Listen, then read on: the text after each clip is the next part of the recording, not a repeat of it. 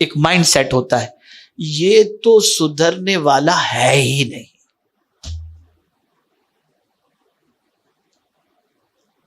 ہزار کوشش کر لو یہ نہیں سدھر سکتا. میرے بھائی آپ نے نیت تو کسی کی نہیں دیکھی نا. اگر اس کے اندر سدھرنے کی ایبلٹی نہیں ہوتی یا اللہ نے اس کے اندر سدھرنے کی صلاحیت نہیں رکھی ہوتی تو پھر قرآن کے اندر سدھارنے کا حکم آتا ہی نہیں. اور یہ حکم آیا ہے مطلب یہ ہے کہ بندہ سدھر سکتا ہے. آپ دنیا میں بہت سارے بچوں کو ایسا دیکھ سکتے ہیں, بہت سارے نوجوانوں کو ایسے دیکھ سکتے ہیں جو کل ڈرگی تھے آج سیدھے ہو گئے.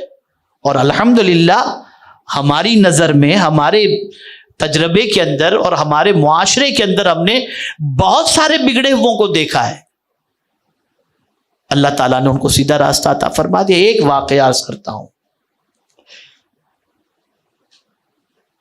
حبیب عجمی رضی اللہ تعالیٰ عنہ, حضرت حبیب عجمی, آپ ذرا سوچو یہ وہ بزرگ ہیں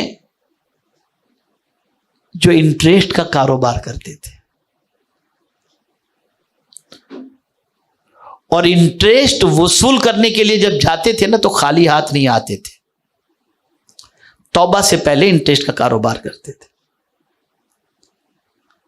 اب آپ مجھے بتائیے ایک شخص انٹرسٹ کے کاروبار میں اور اتنا سخت مزاج کہ جس گھر پر گئے اس گھر سے خالی ہاتھ نہیں آتے تھے. ایک مرتبہ ایک گھر پہنچے, دروازے پہ دستک دی, انٹرسٹ کے پیسے لاؤ. تو جس سے انٹرسٹ کا پیسہ لینا تھا ان کی بیوی نے کہا گھر میں کچھ ہے نہیں, کیسے آپ کو کچھ دیں؟ کہا کچھ تو ہوگا. کہا ہاں بکری کا ایک جو ہے وہ تھوڑا سا گوشت وغیرہ پڑا ہوا ہے. کہا بس وہی دے دو. وہ کچا گوشت لے کر گھر پر آئے, بیوی سے کہا اس کو پکاؤ. بیوی نے جیسے ہی اس کو ہنڈی کے اندر ڈالی تو وہ گوشت خون میں تبدیل ہو گیا. تو بیوی نے اپنے شوہر سے کہا میں آپ کو 1000 مرتبہ بولی ہوں کہ آپ یہ انٹرسٹ کا کاروبار چھوڑ دیجئے, یہ حرام ہے, اس کا بہت بڑا عذاب ہے, لیکن آپ مانتے نہیں. دیکھیے آج یہ گوشت خون میں تبدیل ہو گیا. حبیب عجمی نے کہا ٹھیک ہے اب میں یہ کاروبار چھوڑنا چاہتا ہوں. اس زمانے میں سید التابعین حضرت حسن بصری رضی اللہ تعالی عنہ, وہ حضرت حسن بصری جن کی پرورش مولا علی کے گود میں ہوئی ہے, تو ان کی محفلیں لگا کرتی تھی.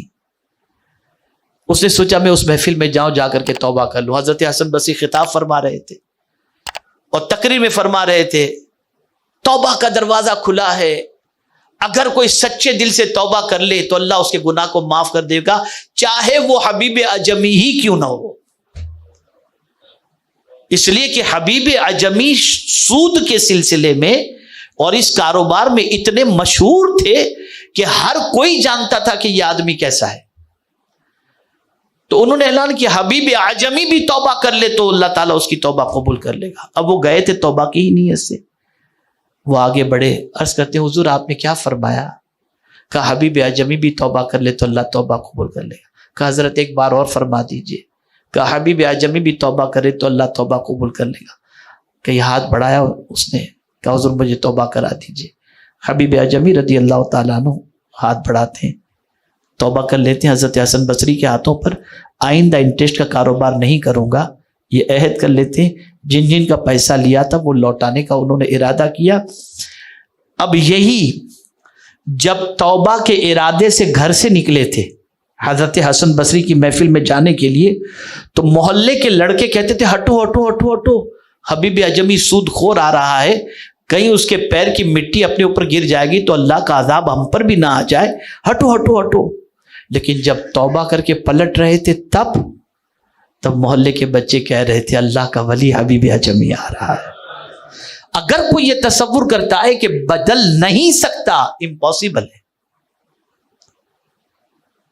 ہاں اتنا ضرور ہے ہمیں کوشش کا حکم دیا گیا ہے, ہمیں کوشش کرنا ہے بدلنا اس کے دست قدرت میں, دل بدلنا اس کے دست قدرت میں. تو یہ جو ایک مینٹلٹی ہوتی ہے سدھرنے والا ہی نہیں ہے یا سدھرنے والی ہی نہیں ہے, جیسا کہ عام طور پر گھر کے اندر سچویشن ہوتی ہے جس کی وجہ سے سوسائٹی بریک ہوتی ہے، گھر میں پرابلمز کریٹ ہوتے ہیں، نتیجتاً حالات بد سے بدتر ہوتے چلے جاتے ہیں. تو آپ کسی کی نیتوں کو نہیں جان سکتے، کسی کے فیوچر کو نہیں دیکھ سکتے.